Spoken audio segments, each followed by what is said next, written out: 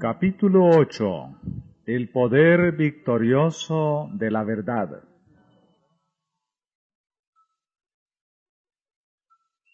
Un nuevo emperador, Carlos V, había ascendido al trono de Alemania, y los emisarios de Roma se apresuraron a presentarle sus plácemes, y procuraron que el monarca emplease su poder contra la reforma.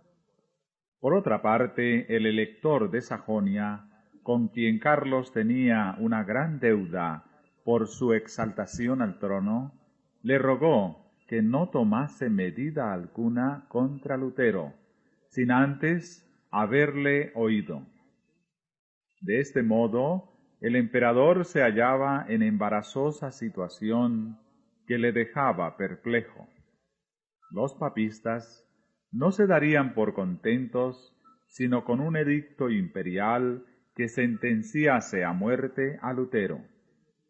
El elector había declarado terminantemente que ni su majestad imperial, ni otro ninguno, había demostrado que los escritos de Lutero hubiesen sido refutados, y por este motivo pedía que el doctor Lutero, provisto de un salvoconducto, pudiese comparecer ante jueces sabios, piadosos e imparciales.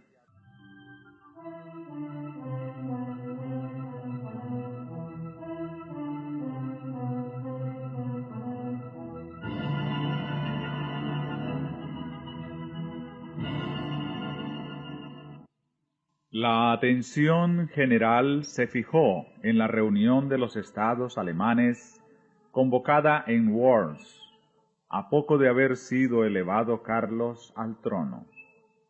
Varios asuntos políticos importantes tenían que ventilarse en dicha dieta, en que por primera vez los príncipes de Alemania iban a ver a su joven monarca presidir una asamblea deliberativa. De todas partes del imperio acudieron los altos dignatarios de la Iglesia y del Estado, nobles, hidalgos, señores de elevada jerarquía, poderosos y celosos de sus derechos hereditarios, representantes del alto clero que ostentaban su categoría y superioridad, palaciegos seguidos de sus guardas armados, y embajadores de tierras extrañas y lejanas. Todos se juntaron en Worms. Con todo, el asunto que despertaba más interés en aquella vasta asamblea era la causa del reformador sajón.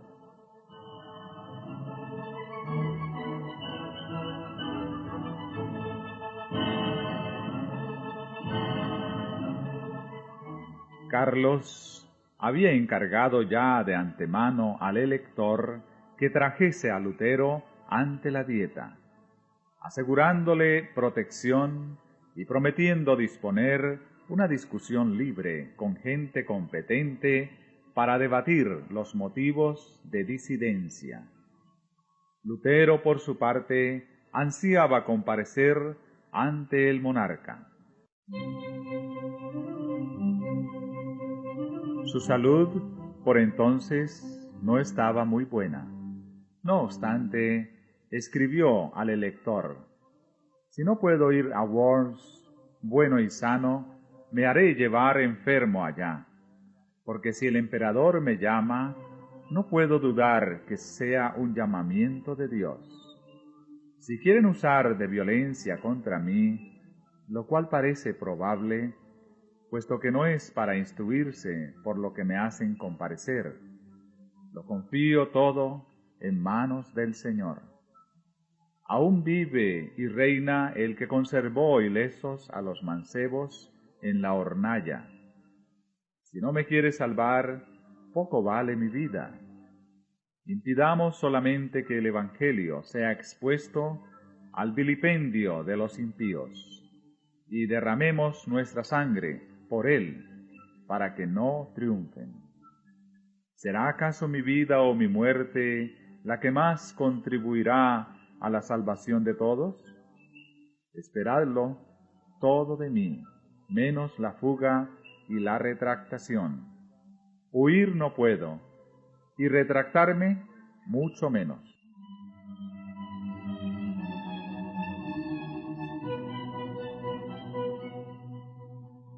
La noticia de que Lutero comparecería ante la Dieta circuló en Worms y despertó una agitación general. Aleandro, a quien, como legado del Papa, se le había confiado el asunto de una manera especial, se alarmó y enfureció. Preveía que el resultado sería desastroso para la causa del papado. Hacer investigaciones en un caso sobre el cual el Papa había dictado ya sentencia condenatoria era tanto como discutir la autoridad del soberano pontífice. Además de esto, temía que los elocuentes y poderosos argumentos de este hombre apartasen de la causa del Papa a muchos de los príncipes. En consecuencia, insistió mucho cerca de Carlos en que Lutero no compareciese en Worms.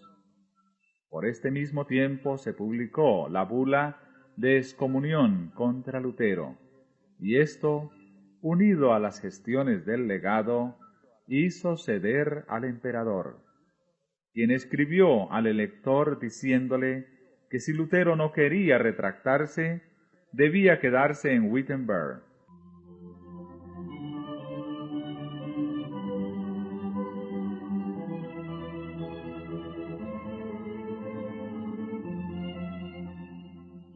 No bastaba este triunfo para Aleandro, el cual siguió intrigando para conseguir también la condenación de Lutero.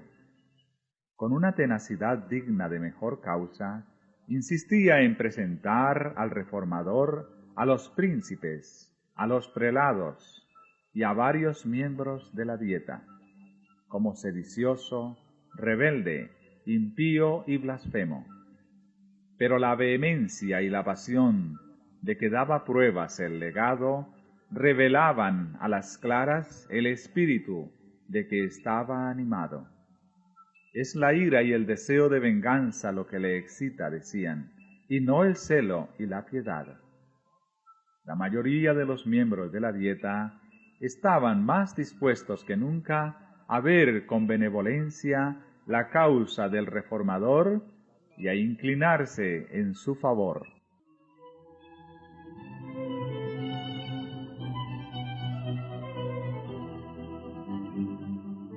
Con redoblado celo insistió Aleandro cerca del emperador para que cumpliese su deber de ejecutar los edictos papales. Esto empero, según las leyes de Alemania, no podía hacerse sin el consentimiento de los príncipes y Carlos V. No pudiendo resistir a las instancias del nuncio, le concedió que llevara el caso ante la Dieta. Fue este un día de orgullo para el nuncio. La asamblea era grande y el negocio era aún mayor. Aleandro iba a alegar en favor de Roma, madre y señora de todas las iglesias. Iba a defender al primado de San Pedro ante los principados de la cristiandad.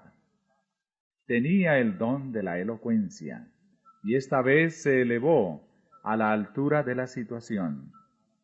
Quiso la providencia que ante el tribunal más augusto Roma fuese defendida por el más hábil de sus oradores, antes de ser condenada. Los que amparaban la causa de Lutero preveían de antemano, no sin recelo, el efecto que produciría el discurso del legado.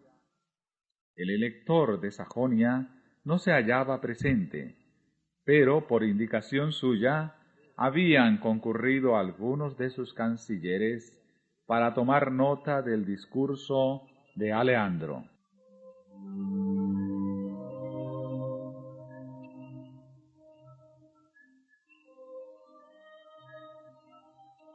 Con todo el poder de la instrucción y la elocuencia se propuso a Leandro derrocar la verdad.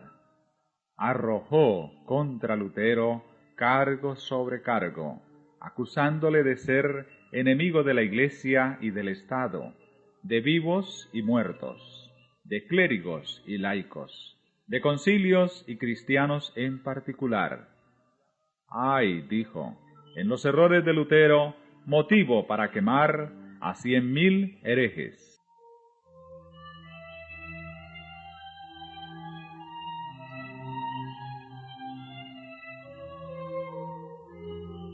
En conclusión, procuró vilipendiar a los adherentes de la fe reformada, diciendo: ¿qué son todos estos luteranos?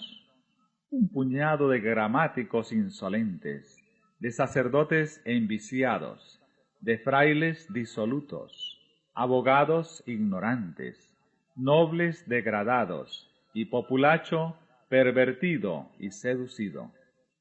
Cuánto más numeroso, más hábil, más poderoso es el partido católico. Un decreto unánime de esta ilustre asamblea iluminará a los sencillos, advertirá a los incautos, decidirá a los que dudan, fortalecerá a los débiles.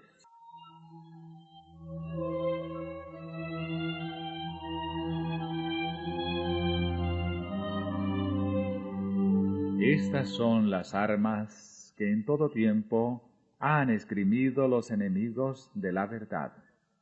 Estos son los mismos argumentos que presentan hoy los que sostienen el error, para combatir a los que propagan las enseñanzas de la palabra de Dios.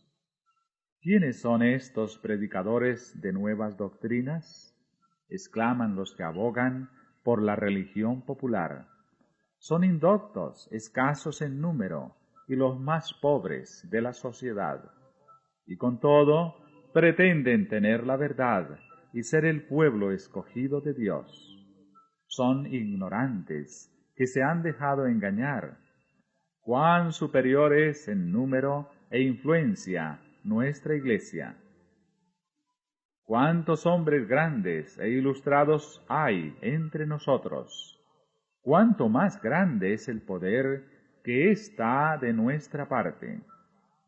Estos son los argumentos que más sacan a relucir y que parecen tener influencia en el mundo, pero que no son ahora de más peso que en los días del gran reformador.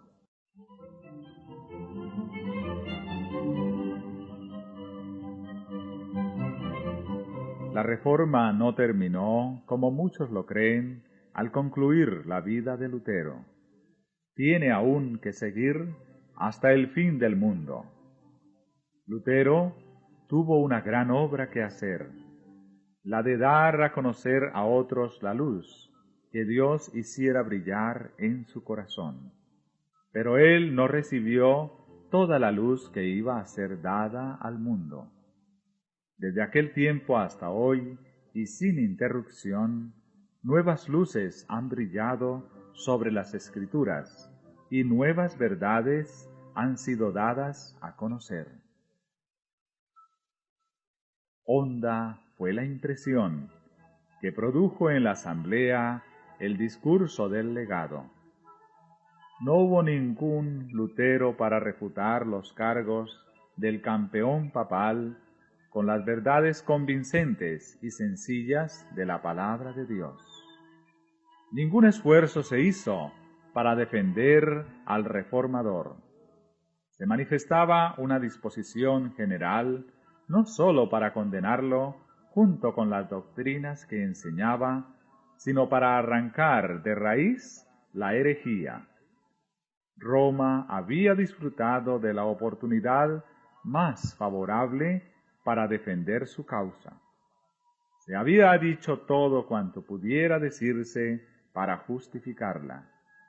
Pero aquella victoria aparente no fue sino la señal de la derrota. Desde aquel día el contraste entre la verdad y el error iba a resaltar más y más. porque la lucha entre ambos quedaba resueltamente empeñada. Nunca desde aquel momento iba a quedar Roma tan segura como antes lo estuviera.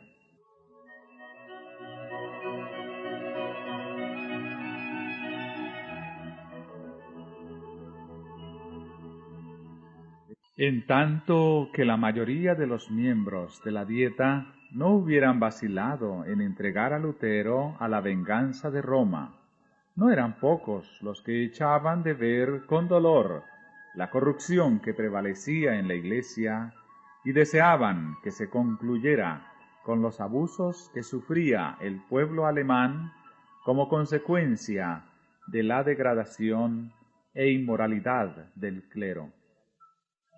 El legado había presentado al gobierno del Papa del modo más favorable, pero entonces el Señor movió a uno de los miembros de la Dieta a que hiciese una verdadera exposición de los efectos de la tiranía papal. Con noble firmeza el duque Jorge de Sajonia se levantó ante aquella asamblea de príncipes y expuso con aterradora exactitud los engaños y las abominaciones del papado y sus fatales consecuencias. En conclusión añadió: «He aquí indicados algunos de los abusos de que acusan a Roma. Han echado a un lado la vergüenza, y no se aplican más que a una cosa, al dinero, siempre más dinero. De modo que los predicadores, que debieran enseñar la verdad, no predican sino la mentira. Y no solamente son tolerados, sino también recompensados, porque cuanto más mientan, tanto más ganan. De esta fuente cenagosa es de donde dimanan todas esas aguas corrompidas. El desarreglo conduce a la avaricia. Es un escándalo que da el clero, precipitando así tantas almas a una condenación eterna. Se debe efectuar una reforma universal.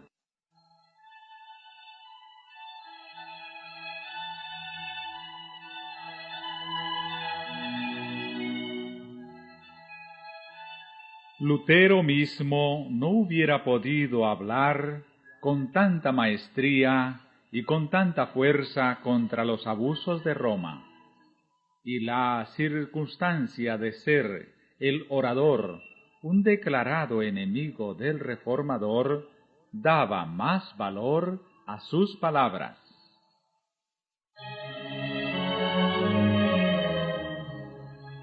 De haber estado abiertos los ojos de los circunstantes, habrían visto allí a los ángeles de Dios arrojando rayos de luz para disipar las tinieblas del error y abriendo las mentes y los corazones de todos para que recibiesen la verdad. Era el poder del Dios de verdad y de sabiduría el que dominaba a los mismos adversarios de la Reforma y preparaba así el camino para la gran obra que iba a realizarse. Martín Lutero no estaba presente, pero la voz de uno más grande que Lutero se había dejado oír en la asamblea.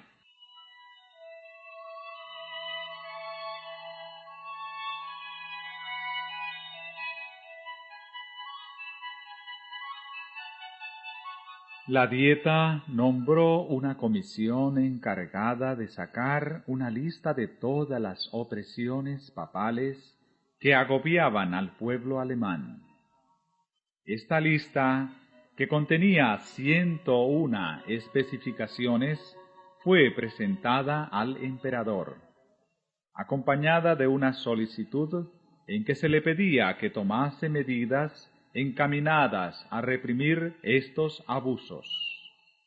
¿Cuántas almas cristianas se pierden?, decían los solicitantes. ¿Cuántas rapiñas? cuántas exacciones exorbitantes y de cuántos escándalos está rodeado el jefe de la cristiandad. Es menester precaver la ruina y el vilipendio de nuestro pueblo. Por esto, unánimemente os suplicamos sumisos, pero con las más vivas instancias, que ordenéis una reforma general, que la emprendáis y la acabéis.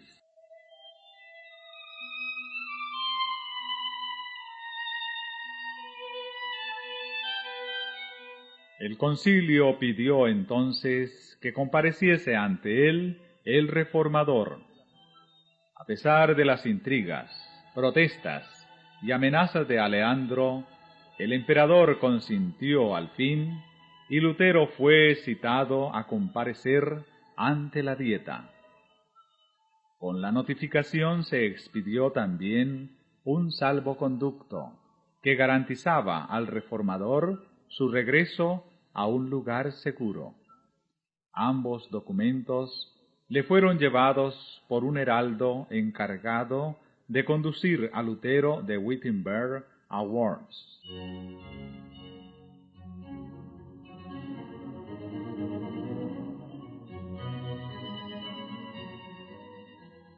Los amigos de Lutero estaban espantados y desesperados. Sabedores del prejuicio y de la enemistad que contra él reinaban, pensaban que ni aun el salvoconducto sería respetado, y le aconsejaban que no expusiese su vida al peligro. Pero él replicó: los papistas no deseaban que yo fuese a Worms, pero sí mi condenación y mi muerte. No importa, rogad, no por mí, sino por la palabra de Dios. Cristo me dará su espíritu para vencer a estos ministros del error. Yo los desprecio durante mi vida y triunfaré de ellos con mi muerte. En Worms se agitan para hacer que me retracte. He aquí cuál será mi retractación. Antes decía que el Papa era el vicario de Cristo. Ahora digo que es el adversario del Señor y el apóstol del diablo.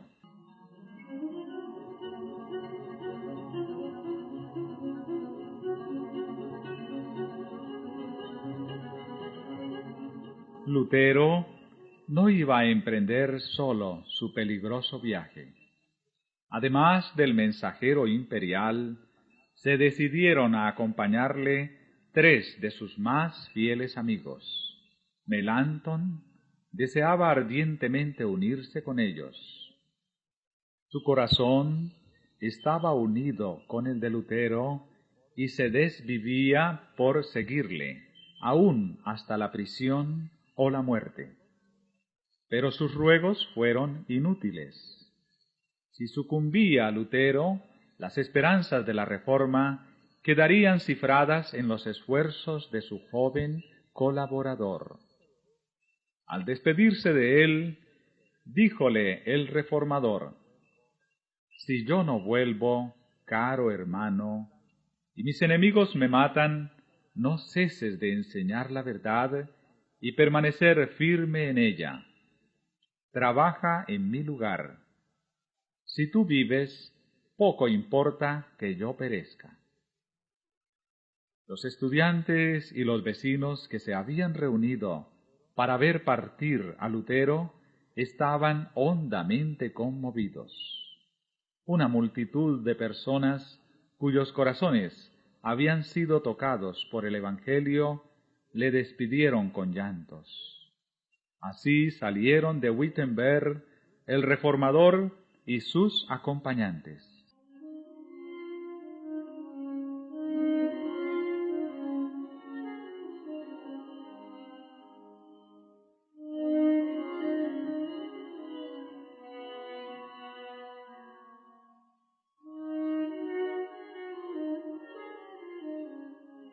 En el camino notaron que siniestros presentimientos embargaban los corazones de cuantos hallaban al paso. En algunos puntos no les mostraron atención alguna. En uno de ellos, donde pernoctaron, un sacerdote amigo manifestó sus temores al reformador, enseñándole el retrato de un reformador italiano que había padecido el martirio.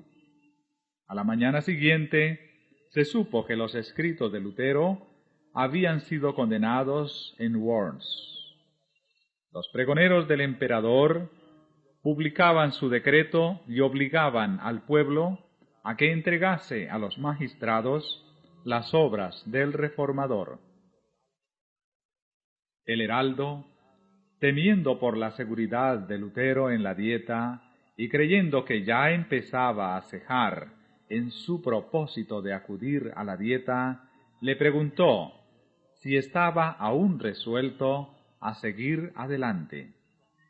Lutero contestó: aunque se me ha puesto entredicho en todas las ciudades, continuaré.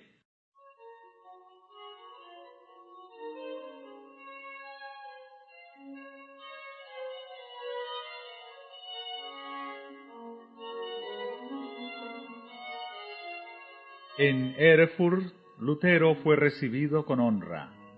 Rodeado por multitudes que le admiraban, cruzó aquellas mismas calles que antes recorriera tan a menudo con su bolsa de limosnero. Visitó la celda de su convento y meditó en las luchas mediante las cuales la luz que ahora inundaba Alemania había penetrado en su alma. Deseaban oírle predicar.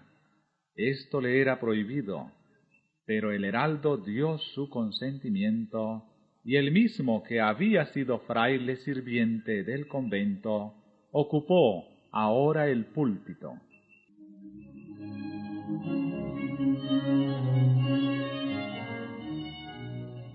Habló a la vasta concurrencia de las palabras de Cristo: la paz sea con vosotros. Los filósofos, dijo, doctores y escritores han intentado demostrar cómo puede el hombre alcanzar la vida eterna, y no lo han conseguido. Yo os lo explicaré ahora. Dios resucitó a un hombre, a Jesucristo nuestro Señor, por quien, anonadada la muerte, destruye el pecado y cierra las puertas del infierno. He aquí la obra de salvación. Jesucristo venció. He aquí la grata nueva, y somos salvos por su obra y no por las nuestras.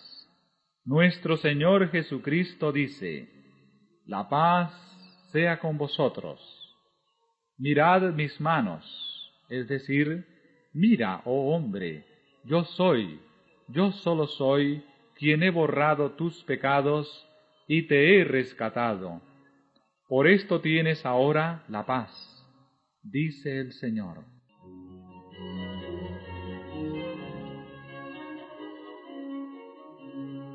Y siguió explicando cómo la verdadera fe se manifiesta en una vida santa.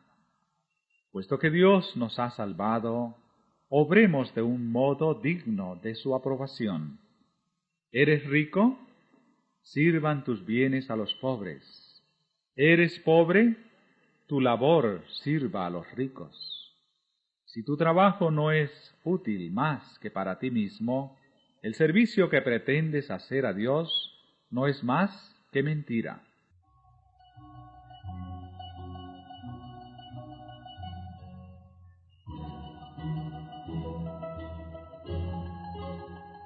El pueblo escuchaba embelesado.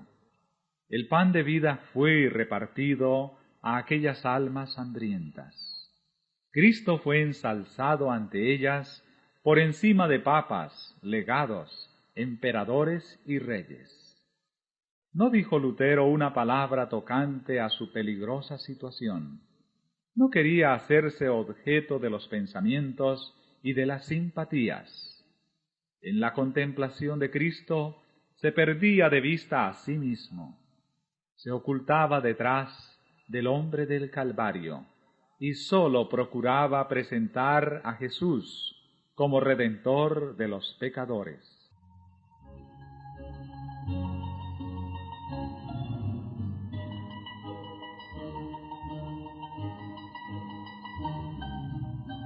El reformador prosiguió su viaje, siendo agasajado en todas partes y considerado con grande interés. Las gentes salían presurosas a su encuentro, y algunos amigos le ponían en guardia contra el propósito hostil que respecto de él acariciaban los romanistas. «Os echarán en una hoguera», le decían, «y os reducirán a cenizas como lo hicieron con Juan Hus». Él contestaba, «Aun cuando se encendiese un fuego que se extendiera desde Worms hasta Wittenberg y se elevara hasta el cielo, lo atravesaría en nombre del Señor. Compareceré ante ellos, entraré en la boca de ese behemoth, romperé sus dientes y confesaré a nuestro Señor Jesucristo».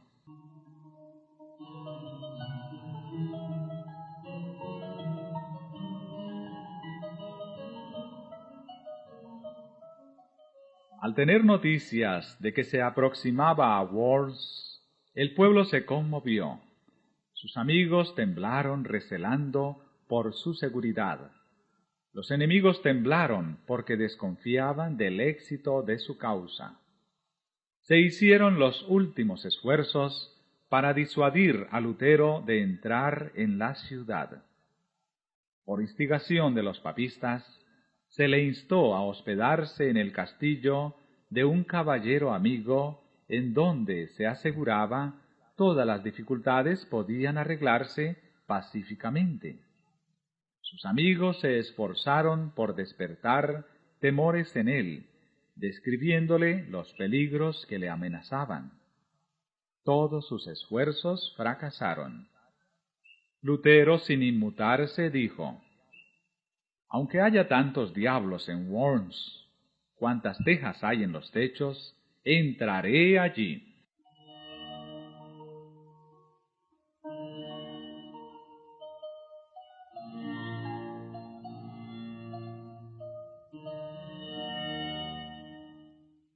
Cuando llegó a Worms, una enorme muchedumbre se agolpó a las puertas de la ciudad para darle la bienvenida. No se había reunido un concurso tan grande para saludar la llegada del emperador mismo. La agitación era intensa, y de en medio del gentío se elevó una voz quejumbrosa que cantaba una endecha fúnebre, como tratando de avisar a Lutero de la suerte que le estaba reservada. «Dios será mi defensa», dijo él al apearse de su carruaje.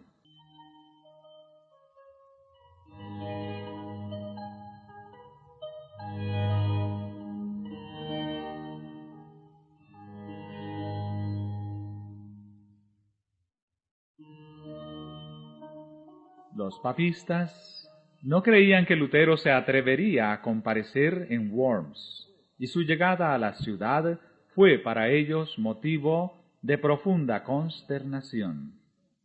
El emperador citó inmediatamente a sus consejeros para acordar lo que debía hacerse. Uno de los obispos, fanático papista, dijo: «Mucho tiempo hace que nos hemos consultado sobre este asunto. Deshágase pronto de ese hombre, vuestra majestad imperial. ¿No hizo quemar Segismundo a Juan Hus? Nadie está obligado a conceder ni a respetar un salvoconducto dado a un hereje». «No», dijo el emperador, «lo que uno ha prometido es menester cumplirlo». Se convino entonces en que el reformador sería oído.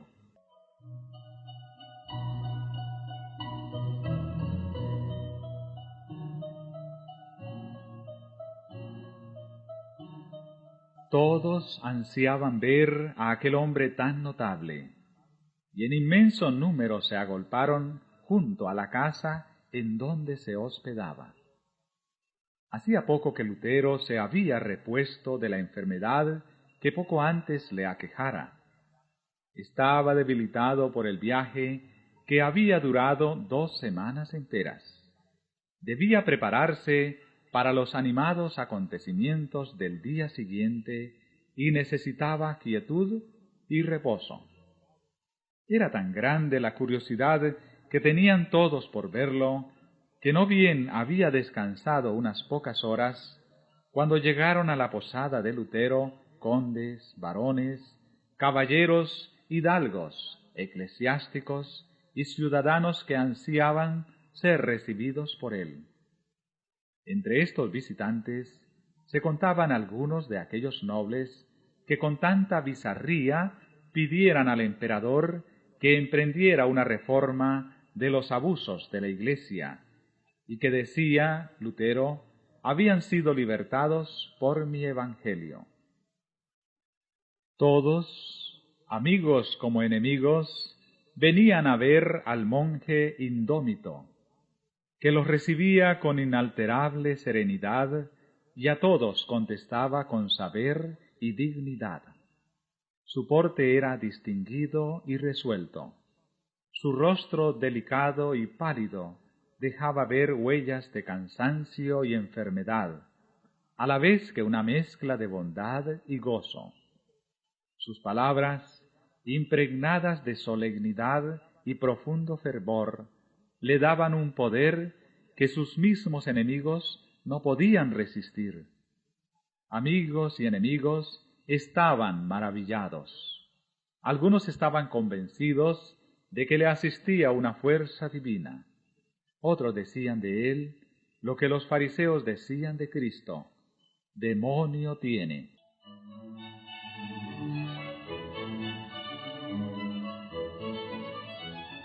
Al día siguiente de su llegada, Lutero fue citado a comparecer ante la Dieta. Se nombró a un dignatario imperial para que lo condujese a la sala de audiencias, a la que llegaron no sin dificultad. Todas las calles estaban obstruidas por el gentío, que se agolpaba en todas partes, curioso de conocer al monje, que se había atrevido a resistir la autoridad del Papa.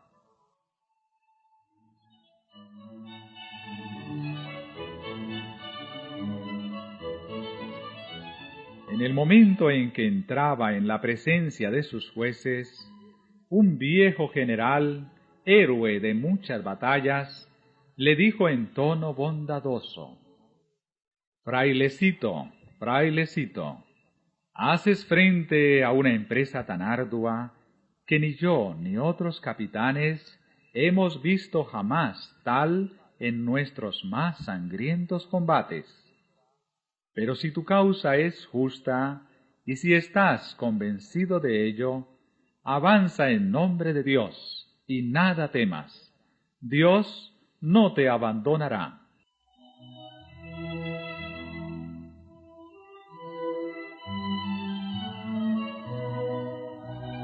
Abriéronse por fin ante él las puertas del concilio. El emperador ocupaba el trono, rodeado de los más ilustres personajes del imperio. Ningún hombre compareció jamás ante una asamblea tan imponente como aquella ante la cual compareció Martín Lutero para dar cuenta de su fe.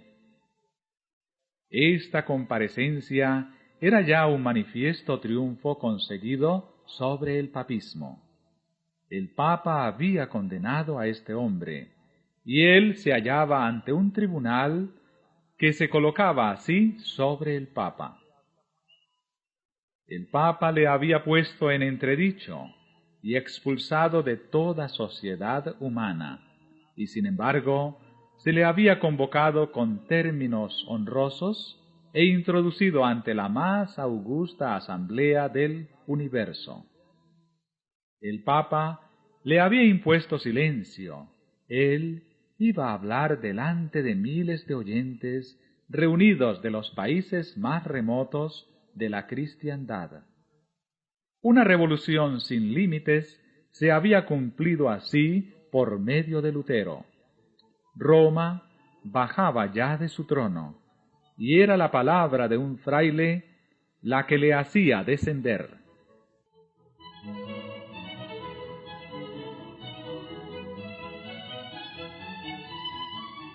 Al verse ante tan augusta asamblea, el reformador de humilde cuna pareció sentirse cohibido. Algunos de los príncipes, observando su emoción, se acercaron a él, y uno de ellos le dijo al oído: «No temáis a aquellos que no pueden matar más que el cuerpo, y que nada pueden contra el alma». Otro añadió también: «Cuando os entregaren ante los reyes y los gobernadores, no penséis cómo o qué habéis de hablar. El Espíritu de vuestro Padre hablará por vosotros».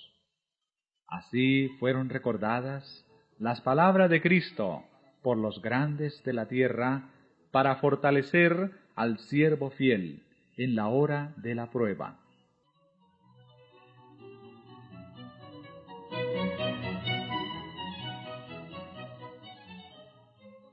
Lutero fue conducido hasta un lugar situado frente al trono del emperador. Un profundo silencio reinó en la numerosa asamblea. Enseguida, un alto dignatario se puso en pie y, señalando una colección de los escritos de Lutero, exigió que el reformador contestase dos preguntas: si reconocía aquellas obras como suyas, y si estaba dispuesto a retractar el contenido de ellas. Habiendo sido leídos los títulos de los libros, Lutero dijo que sí los reconocía como suyos. Tocante a la segunda pregunta, añadió: «Atendido que concierne a la fe y a la salvación de las almas, en la que se halla interesada la palabra de Dios, a saber, el más grande y precioso tesoro que existe en los cielos y en la tierra, ¿obraría yo imprudentemente si respondiera sin reflexión? ¿Pudiera afirmar menos de lo que se me pide, o más de lo que exige la verdad, y hacerme así culpable contra esta palabra de Cristo?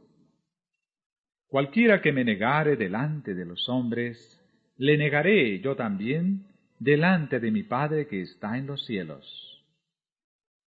Por esta razón, suplico a su Majestad Imperial, con toda sumisión, se digne concederme tiempo, para que pueda yo responder sin manchar la palabra de Dios».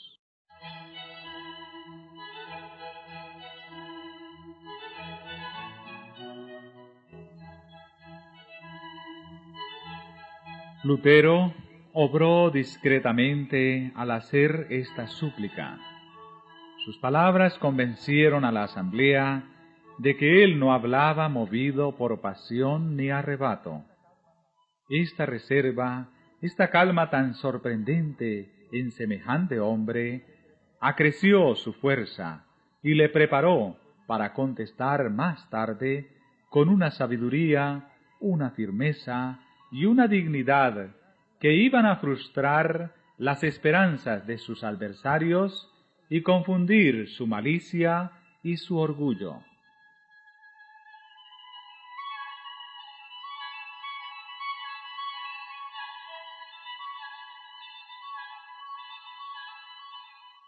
Al día siguiente debía comparecer de nuevo para dar su respuesta final. Por unos momentos, al verse frente a tantas fuerzas que hacían causa común contra la verdad, sintió desmayar su corazón. Flaqueaba su fe. Sintióse presa del temor y horror. Los peligros se multiplicaban ante su vista, y parecía que sus enemigos estaban cercanos al triunfo, y que las potestades de las tinieblas iban a prevalecer. Las nubes se amontonaban sobre su cabeza y le ocultaban la faz de Dios. Deseaba con ansia estar seguro de que el Señor de los ejércitos le ayudaría. Con el ánimo angustiado se postró en el suelo y con gritos entrecortados que sólo Dios podía comprender, exclamó: Dios Todopoderoso, Dios eterno, cuán terrible es el mundo, cómo abre la boca para tragarme, y qué débil es la confianza que tengo en ti. Si debo confiar en lo que es poderoso según el mundo, estoy perdido. Está tomada la última resolución, y está pronunciada la sentencia. Oh Dios mío, asísteme contra toda la sabiduría del mundo. Hazlo tú solo, porque no es obra mía, sino tuya. Nada tengo que hacer aquí, nada tengo que combatir contra estos grandes del mundo. Mas es tuya la causa, y ella es justa y eterna. Oh Señor, sé mi ayuda. Dios fiel, Dios inmutable, no confío en ningún hombre, pues sería en vano, por cuanto todo lo que procede del hombre fallece. Me elegiste para esta empresa.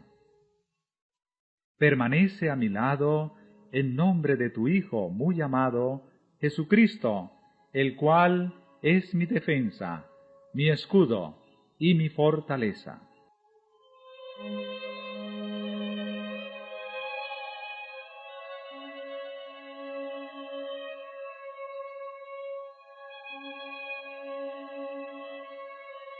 Una sabia providencia permitió a Lutero apreciar debidamente el peligro que le amenazaba, para que no confiase en su propia fuerza y se arrojase al peligro con temeridad y presunción. Sin embargo, no era el temor del dolor corporal, ni de las terribles torturas que le amenazaban, ni la misma muerte que parecía tan cercana, lo que le abrumaba y le llenaba de terror. Había llegado al momento crítico y no se sentía capaz de hacerle frente. Temía que por su debilidad la causa de la verdad se malograra. No suplicaba a Dios por su propia seguridad, sino por el triunfo del Evangelio. La angustia que sintiera Israel en aquella lucha nocturna que sostuviera a orillas del arroyo solitario era lo que él sentía en su alma. Y lo mismo que Israel, Lutero prevaleció con Dios.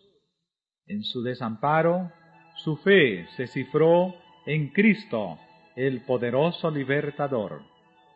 Sintióse fortalecido con la plena seguridad de que no comparecería solo ante el concilio. La paz volvió a su alma e inundóse de gozo su corazón al pensar que iba a ensalzar a Cristo ante los gobernantes de la nación.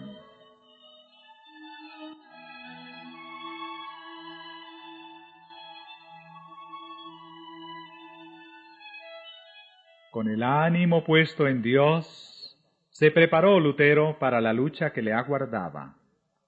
Meditó un plan de defensa, examinó pasajes de sus propios escritos y sacó pruebas de las Santas Escrituras para sustentar sus proposiciones.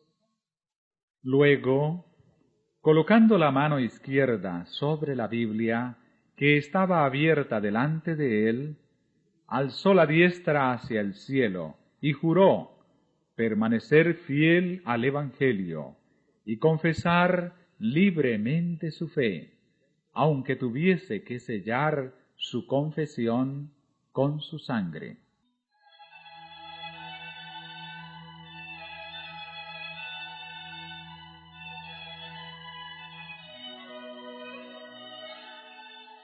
Cuando fue llevado nuevamente ante la dieta, no revelaba su semblante sombra alguna de temor ni de cortedad.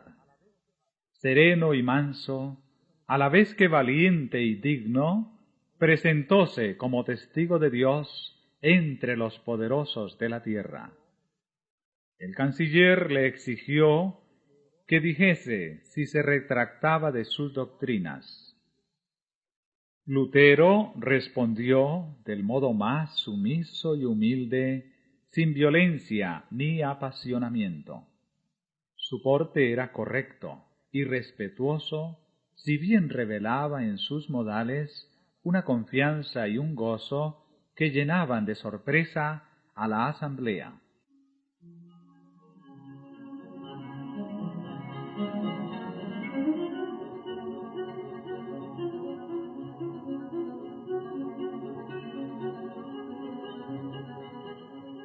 Serenísimo emperador, ilustres príncipes, benignidísimos señores, dijo Lutero, comparezco humildemente hoy ante vosotros, según la orden que se me comunicó ayer, suplicando por la misericordia de Dios a vuestra majestad y a vuestras augustas altezas, se dignen escuchar bondadosamente la defensa de una causa acerca de la cual tengo la convicción que es justa y verdadera.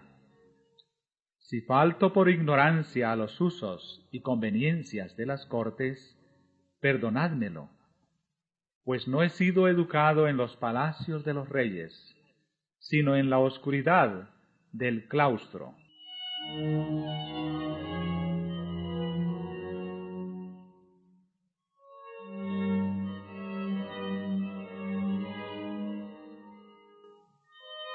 Entrando luego en el asunto pendiente, hizo constar que sus escritos no eran todos del mismo carácter.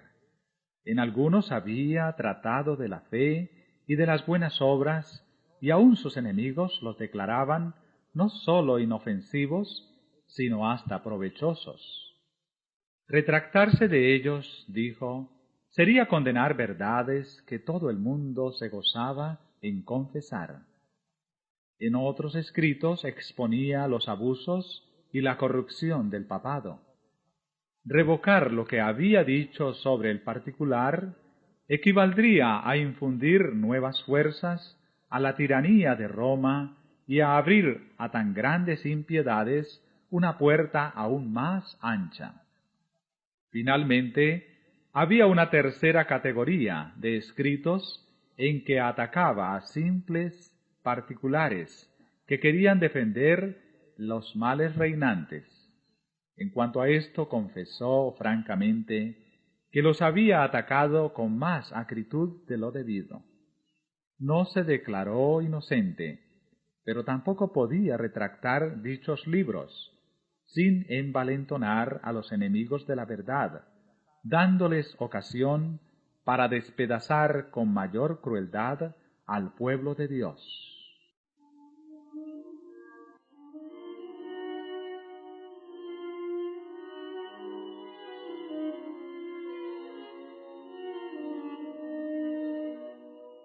Sin embargo, añadió, soy un simple hombre y no Dios. Por consiguiente, me defenderé como lo hizo Jesucristo al decir, si he hablado mal, dadme testimonio del mal. Os conjuro por el Dios de las misericordias, a vos, serenísimo emperador, y a vosotros, ilustres príncipes, y a todos los demás, de alta o baja graduación, a que me probéis por los escritos de los profetas y de los apóstoles que he errado. Así que me hayáis convencido, retractaré todos mis errores y seré el primero en echar mano de mis escritos para arrojarlos a las llamas.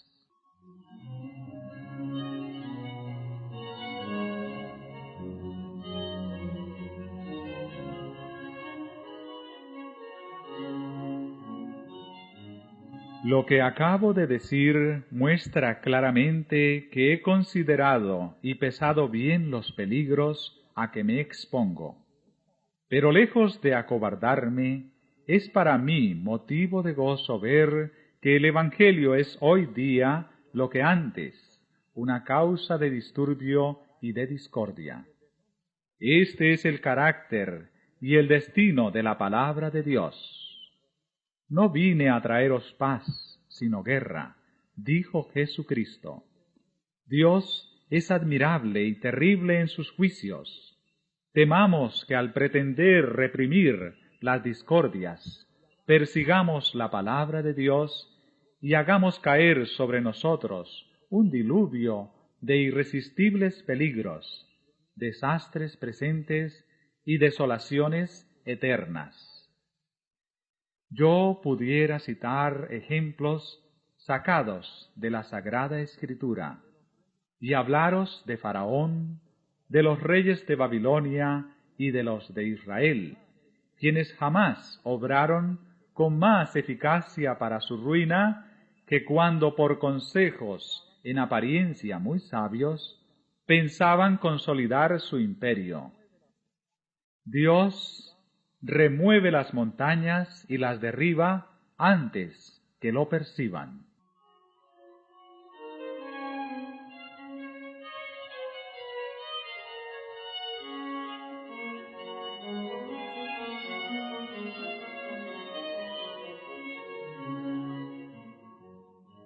Lutero había hablado en alemán. Se le pidió que repitiera su discurso en latín. Y aunque rendido por el primer esfuerzo, hizo lo que se le pedía y repitió su discurso en latín, con la misma energía y claridad que la primera vez. La providencia de Dios dirigió este asunto. La mente de muchos de los príncipes estaba tan cegada por el error y la superstición que la primera vez no apreciaron la fuerza de los argumentos de Lutero. Pero al repetirlos, el orador pudieron darse mejor cuenta de los puntos desarrollados por él.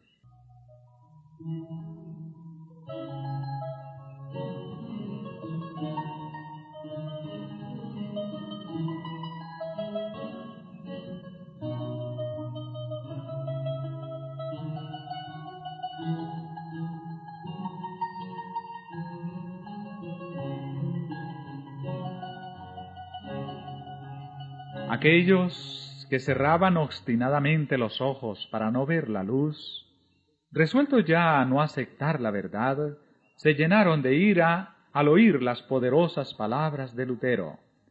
Tan luego como hubo dejado de hablar, el que tenía que contestar en nombre de la Dieta, le dijo con indignación: «No habéis respondido a la pregunta que se os ha hecho.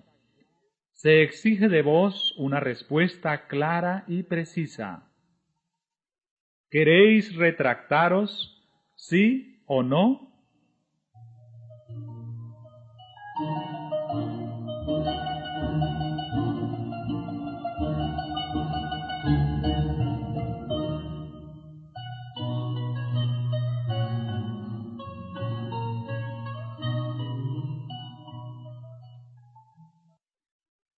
El reformador contestó: «Ya que su serenísima majestad y sus altezas exigen de mí una respuesta sencilla, clara y precisa, voy a darla, y es esta. Yo no puedo someter mi fe ni al Papa ni a los concilios, porque es tan claro como la luz del día que ellos han caído muchas veces en el error, así como en muchas contradicciones consigo mismos. Por lo cual, si no se me convence con testimonios bíblicos o con razones evidentes, y si no se me persuade con los mismos textos que yo he citado, y si no sujetan mi conciencia a la palabra de Dios, Yo no puedo, ni quiero retractar nada, por no ser digno de un cristiano hablar contra su conciencia. Heme aquí. No me es dable hacerlo de otro modo. Que Dios me ayude. Amén.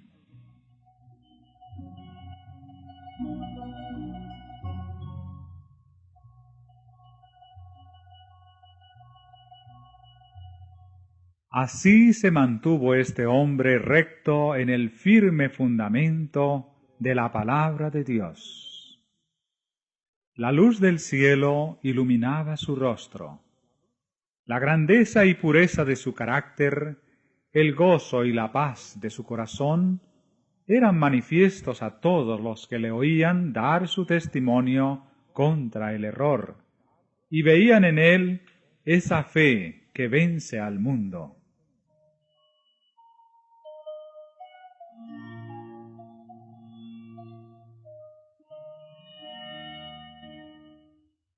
La asamblea entera quedó un rato muda de asombro. La primera vez había hablado Lutero en tono respetuoso y bajo, en actitud casi sumisa. Los romanistas habían interpretado todo esto como prueba evidente de que el valor empezaba a faltarle. Se habían figurado que la solicitud de un plazo para dar su contestación equivalía al preludio de su retractación.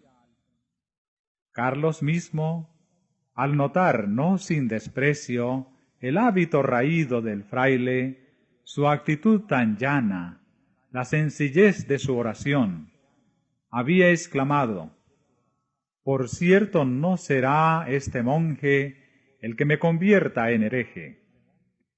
Pero el valor y la energía que esta vez desplegara, así como la fuerza y la claridad de sus argumentaciones, los dejaron a todos sorprendidos.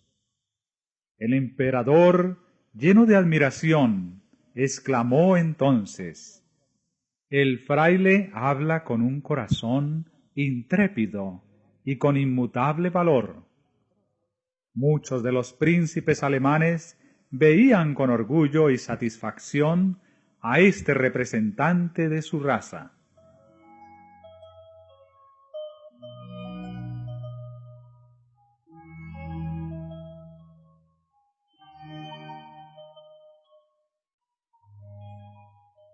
Los partidarios de Roma estaban derrotados. Su causa ofrecía un aspecto muy desfavorable. Procuraron conservar su poderío, no por medio de las Escrituras, sino apelando a las amenazas, como lo hace siempre Roma en semejantes casos. El orador de la Dieta dijo: «Si no te retractas, el emperador y los estados del imperio verán lo que debe hacerse con un hereje obstinado».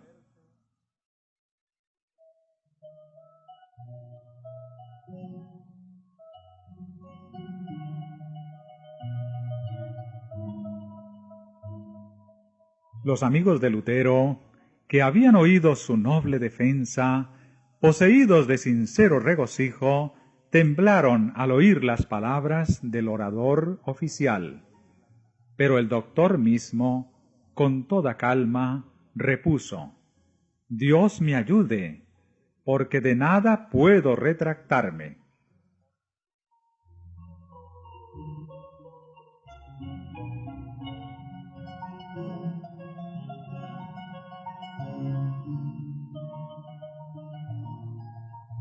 Se indicó a Lutero que se retirase mientras los príncipes deliberaban. Todos se daban cuenta de que era un momento de gran crisis. La persistente negativa de Lutero a someterse podía afectar la historia de la Iglesia por muchos siglos. Se acordó darle otra oportunidad para retractarse. Por última vez le hicieron entrar de nuevo en la sala. se le volvió a preguntar si renunciaba a sus doctrinas. Contestó: «No tengo otra respuesta que dar que la que he dado». Era ya bien claro y evidente que no podrían inducirle a ceder, ni de grado ni por fuerza, a las exigencias de Roma.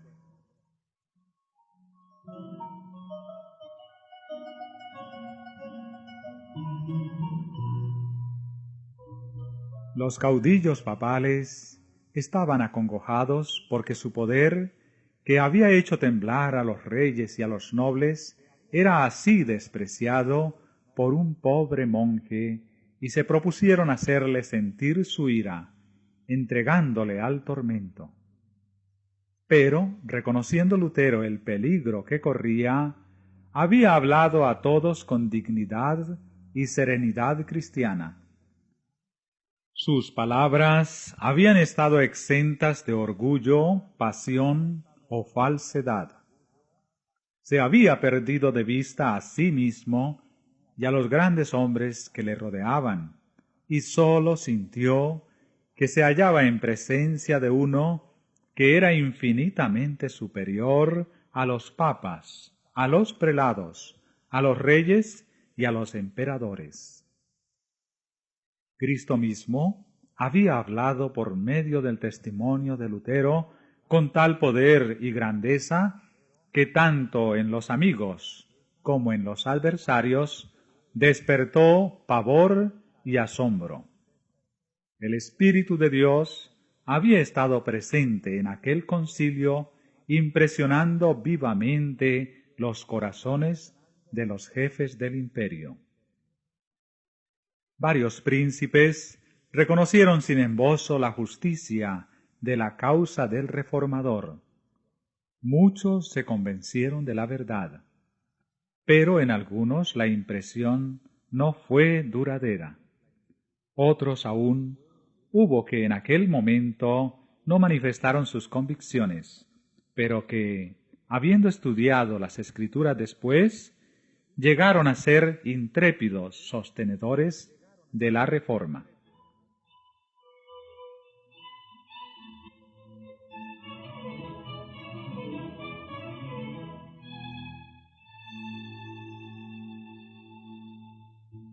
El elector Federico había aguardado con ansiedad la comparecencia de Lutero ante la Dieta y escuchó su discurso con profunda emoción.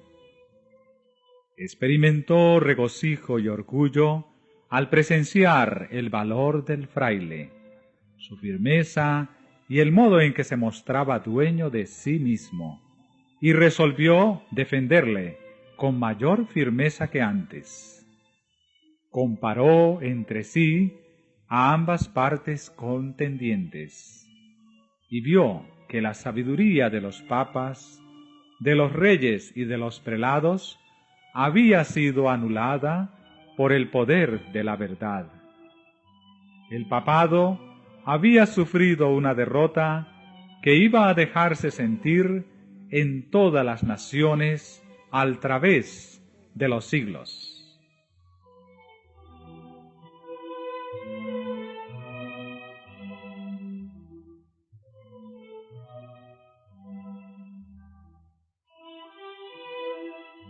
Al notar el legado, el efecto que produjeran las palabras de Lutero, temió como nunca había temido por la seguridad del poder papal y resolvió echar mano de todos los medios que estuviesen a su alcance para acabar con el reformador.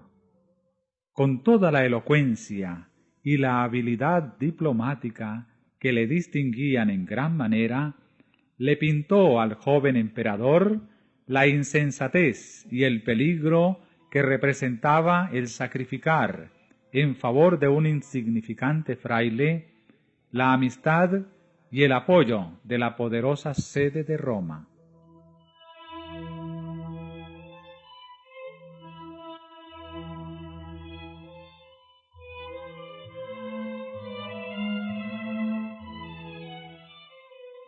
Sus palabras no fueron inútiles. El día después de la respuesta de Lutero, Carlos mandó a la Dieta un mensaje en que manifestaba su determinación de seguir la política de sus antecesores, de sostener y proteger la religión romana. Ya que Lutero se negaba a renunciar a sus errores, se tomarían las medidas más enérgicas contra él y contra las herejías que enseñaba.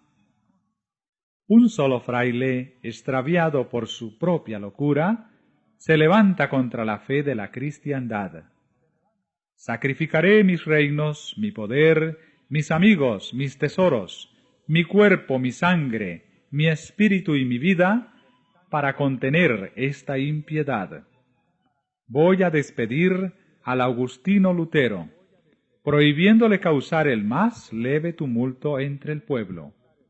Enseguida procederé contra él y sus secuaces, como contra herejes declarados, por medio de la excomunión, de la suspensión y por todos los medios convenientes para destruirlos. Pido a los miembros de los estados que se conduzcan como fieles cristianos. No obstante, el emperador declaró que el salvoconducto de Lutero debía ser respetado y que antes de que se pudiese proceder contra él, debía dejársele llegar a su casa, sano y salvo.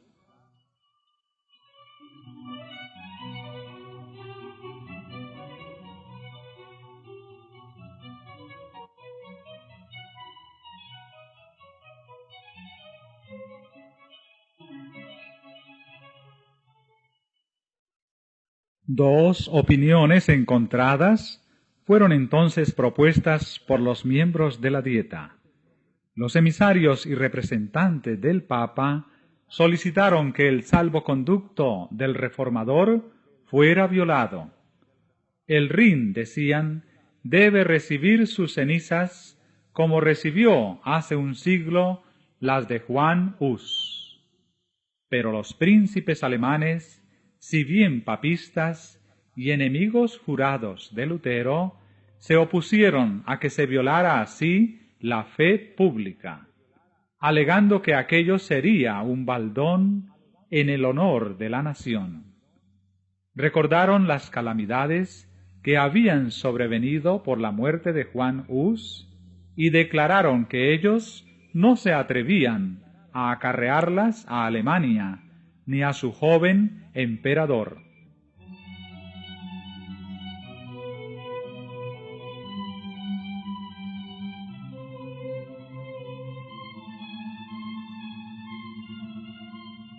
Carlos mismo dijo, en respuesta a la vil propuesta, aun cuando la buena fe y la fidelidad fuesen desterradas del universo, deberían hallar refugio en el corazón de los príncipes.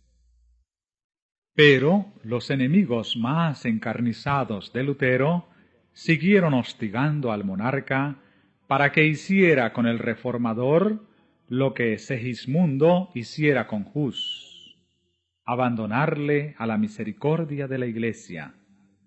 Pero Carlos V evocó la escena en que Hus, señalando las cadenas que le arrojaban, le recordó al monarca su palabra que había sido quebrantada, y contestó, «Yo no quiero sonrojarme como Segismundo».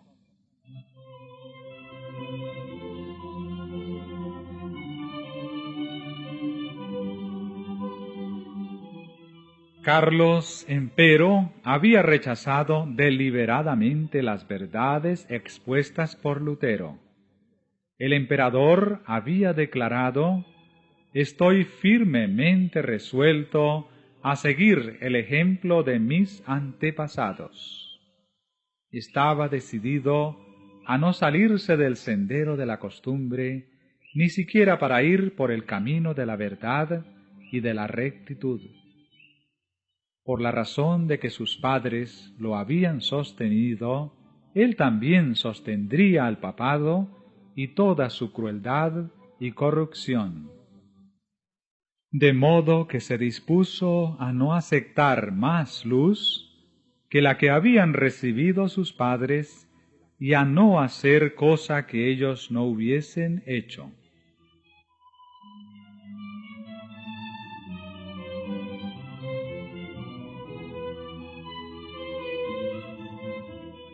Son muchos los que en la actualidad se aferran a las costumbres y tradiciones de sus padres.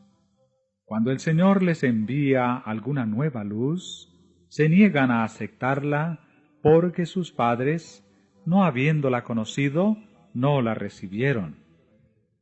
No estamos en la misma situación que nuestros padres, y por consiguiente, nuestros deberes y responsabilidades no son los mismos tampoco.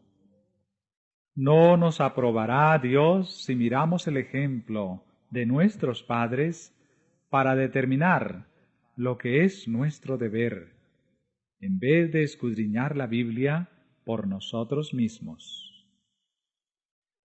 Nuestra responsabilidad es más grande que la de nuestros antepasados. Somos deudores por la luz que recibieron ellos y que nos entregaron como herencia, y deudores por la mayor luz que nos alumbra hoy, procedente de la palabra de Dios.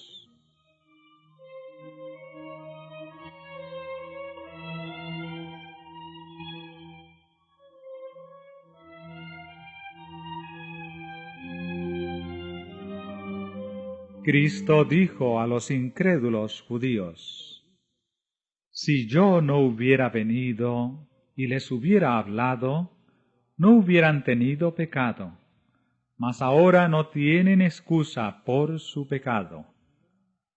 El mismo poder divino habló por boca de Lutero al emperador y a los príncipes de Alemania. Y mientras la luz resplandecía, procedente de la palabra de Dios, su espíritu alegó por última vez con muchos de los que se hallaban en aquella asamblea. Así como Pilato, siglos antes, permitiera que el orgullo y la popularidad le cerraran el corazón para que no recibiera al Redentor del mundo, y así como el cobarde Félix rechazara el mensaje de verdad, diciendo: ahora vete, mas en teniendo oportunidad te llamaré. Y así como el orgulloso Agripa confesara: por poco me persuades a ser cristiano, pero rechazó el mensaje que le era enviado del cielo. Así también Carlos V, cediendo a las instancias del orgullo y de la política del mundo, decidió rechazar la luz de la verdad.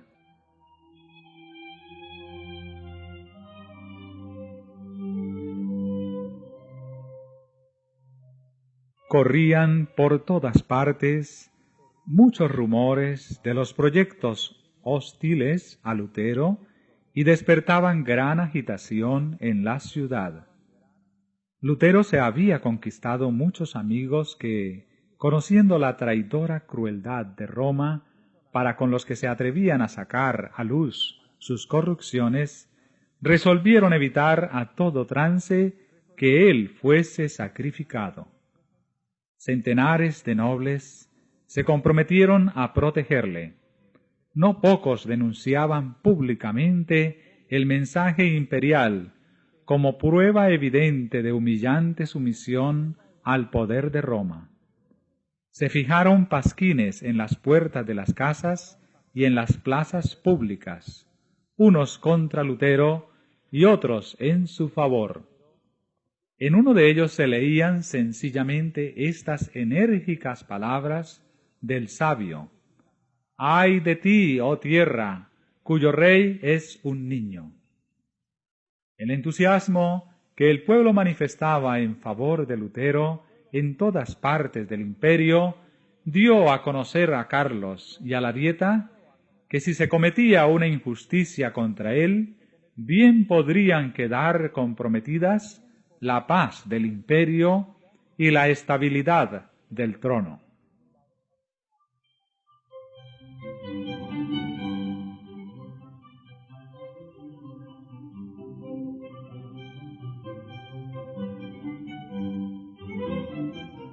Federico de Sajonia observó una bien estudiada reserva, ocultando cuidadosamente sus verdaderos sentimientos para con el reformador, y al mismo tiempo lo custodiaba con incansable vigilancia, observando todos sus movimientos y los de sus adversarios. Pero había muchos que no se cuidaban de ocultar su simpatía hacia Lutero.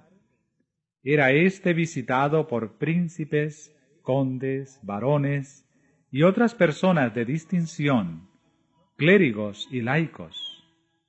El pequeño cuarto del doctor, escribía Espalatino, no podía contener a todos los que acudían a verle.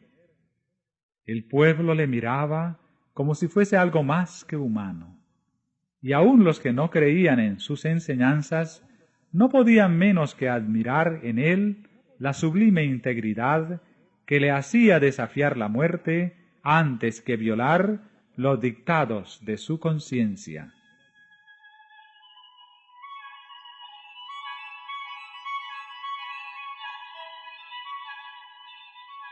Se hicieron esfuerzos supremos para conseguir que Lutero consintiera en transigir con Roma. Príncipes y nobles le manifestaron que si persistía en sostener sus opiniones contra la Iglesia y los concilios, pronto se le desterraría del imperio y entonces nadie le defendería. A esto respondió el reformador: el Evangelio de Cristo no puede ser predicado sin escándalo. ¿Cómo es posible que el temor o aprehensión de los peligros me desprenda del Señor y de su palabra divina, que es la única verdad? No, antes daré mi cuerpo, mi sangre y mi vida.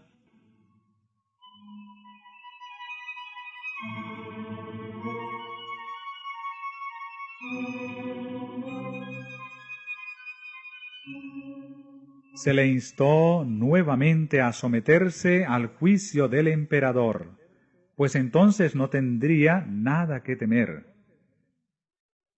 Consiento de veras, dijo, en que el emperador, los príncipes y aun los más humildes cristianos examinen y juzguen mis libros, pero bajo la condición de que tomarán por norma la Sagrada Escritura. Los hombres no tienen más que someterse a ella.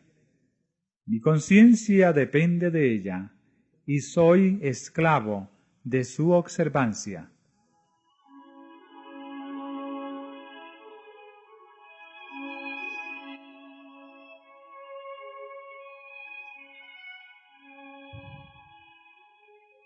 En respuesta a otra instancia dijo: consiento en renunciar al salvoconducto. Abandono mi persona y mi vida entre las manos del emperador, pero la palabra de Dios nunca. Expresó que estaba dispuesto a someterse al fallo de un concilio general, pero con la condición expresa de que el concilio juzgara según las Escrituras. En lo que se refiere a la palabra de Dios y a la fe, añadió, cada cristiano es tan buen juez como el mismo Papa secundado por 1.000.000 de concilios. Finalmente los amigos y los enemigos de Lutero se convencieron de que todo esfuerzo encaminado a una reconciliación sería inútil.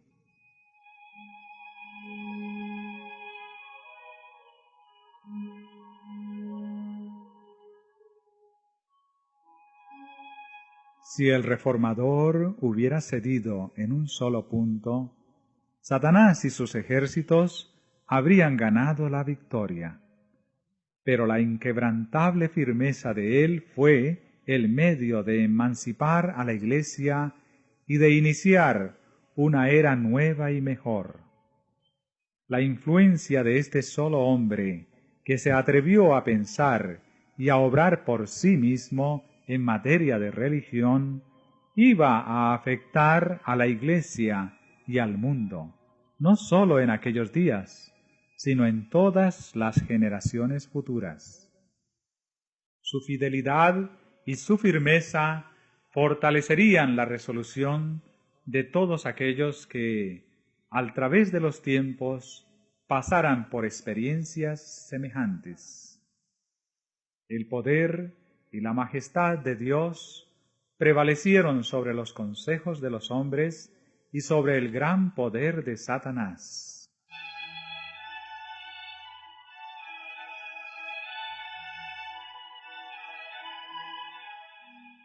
Pronto recibió Lutero orden del emperador de volver al lugar de su residencia y comprendió que aquello era un síntoma precursor de su condenación.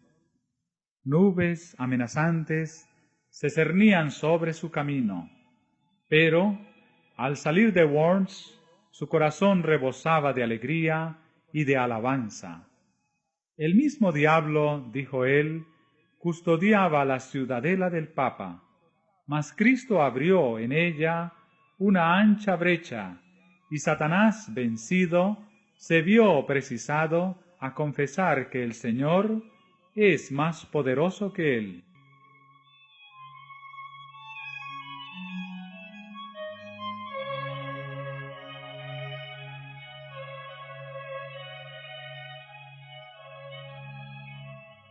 Después de su partida, deseoso aún de manifestar que su firmeza no había que tomarla por rebelión, escribió Lutero al emperador diciendo, entre otras cosas: Dios, que es el que lee en el interior de los corazones, me es testigo de que estoy pronto a obedecer con diligencia a vuestra majestad, así en lo próspero como en lo adverso, ya por la vida, ya por la muerte, exceptuando sólo la palabra de Dios, por la que el hombre existe.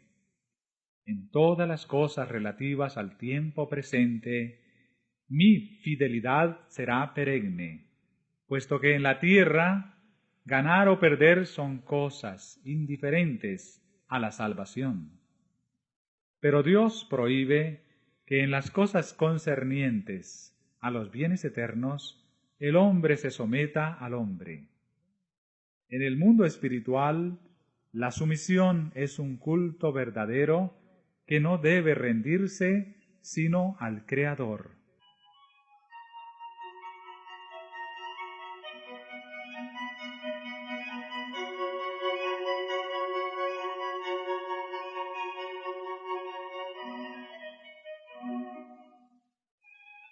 En su viaje de regreso fue recibido en los pueblos del tránsito con más agasajos que los que se le tributaran al ir a Worms.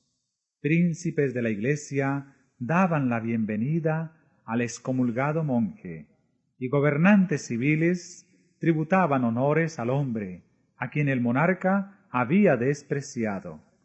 Se le instó a que predicase, y a despecho de la prohibición imperial, volvió a ocupar el púlpito. Dijo: «Nunca me comprometí a encadenar la palabra de Dios, y nunca lo haré».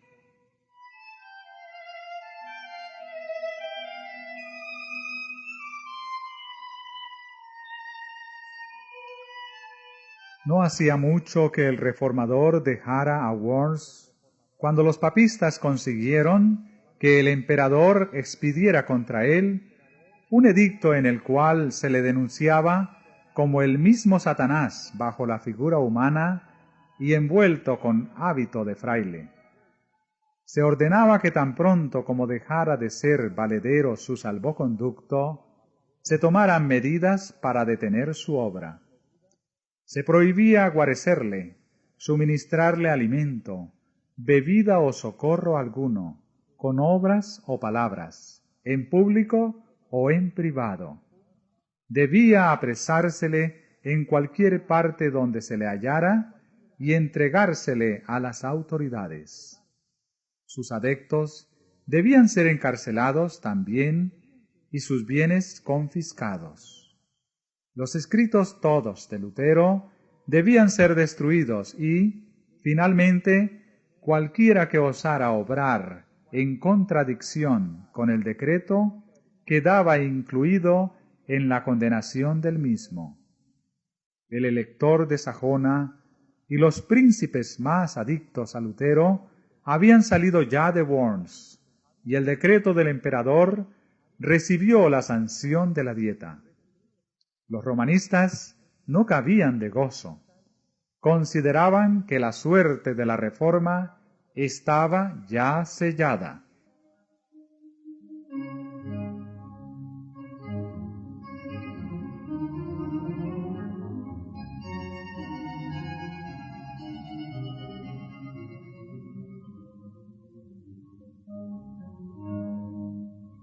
Pero Dios había provisto un medio de escape para su siervo en aquella hora de peligro. Un ojo vigilante había seguido los movimientos de Lutero y un corazón sincero y noble se había resuelto a ponerle a salvo. Fácil era echar de ver que Roma no había de quedar satisfecha sino con la muerte del Reformador, y sólo ocultándose podía éste burlar las garras del león. Dios dio sabiduría a Federico de Sajonia para idear un plan que salvara la vida de Lutero. Ayudado por varios amigos verdaderos, se llevó a cabo el propósito del elector, y Lutero fue efectivamente sustraído a la vista de amigos y enemigos. Mientras regresaba a su residencia, se vio rodeado de repente, separado de sus acompañantes y llevado por fuerza a través de los bosques al castillo de Warburg, fortaleza que se alzaba sobre una montaña aislada. Tanto su secuestro como su escondite fueron rodeados de tanto misterio que Federico mismo por mucho tiempo no supo dónde se hallaba el Reformador. Esta ignorancia tenía un propósito, pues mientras el elector no conociera el paradero del Reformador, no podía revelar nada. Se aseguró de que Lutero estuviera protegido y esto le bastaba.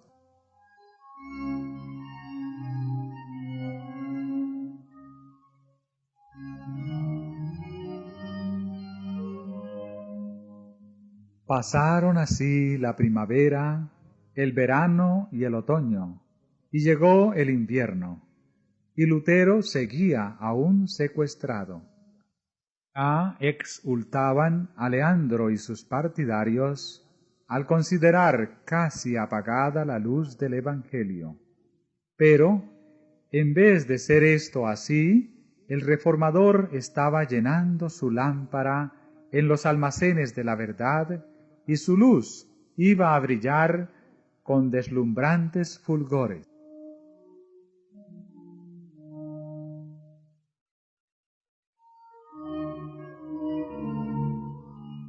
En la amigable seguridad que disfrutaba en la Warburg, congratulábase Lutero por haber sido sustraído por algún tiempo al calor y al alboroto del combate, pero no podía encontrar satisfacción en prolongado descanso.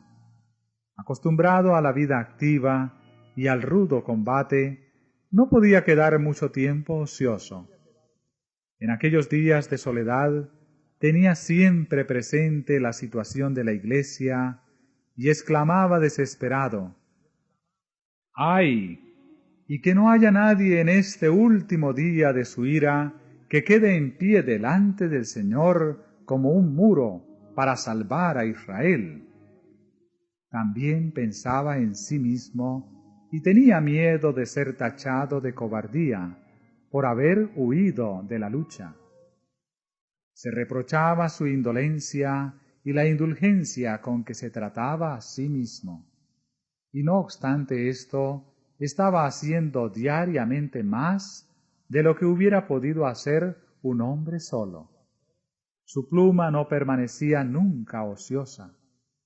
En el momento en que sus enemigos se lisonjeaban de haberle acallado, los asombraron y confundieron las pruebas tangibles de su actividad. Un sinnúmero de tratados provenientes de su pluma circulaban por toda Alemania. También prestó entonces valioso servicio a sus compatriotas al traducir al alemán el Nuevo Testamento. Desde su Patmos, perdido entre riscos, siguió casi un año proclamando el Evangelio y censurando los pecados y los errores de su tiempo.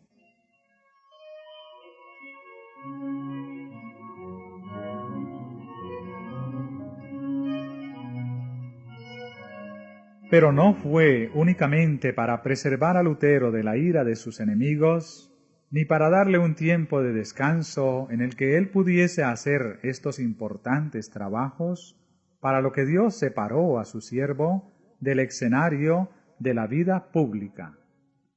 Había otros resultados más preciosos que alcanzar. En el descanso y en la oscuridad de su montaña solitaria, quedó Lutero sin auxilio humano y fuera del alcance de las alabanzas y de la admiración de los hombres. Así fue salvado del orgullo y de la confianza en sí mismo, que a menudo son frutos del éxito. Por medio del sufrimiento y de la humillación, fue preparado para andar con firmeza en las vertiginosas alturas a donde había sido llevado de repente.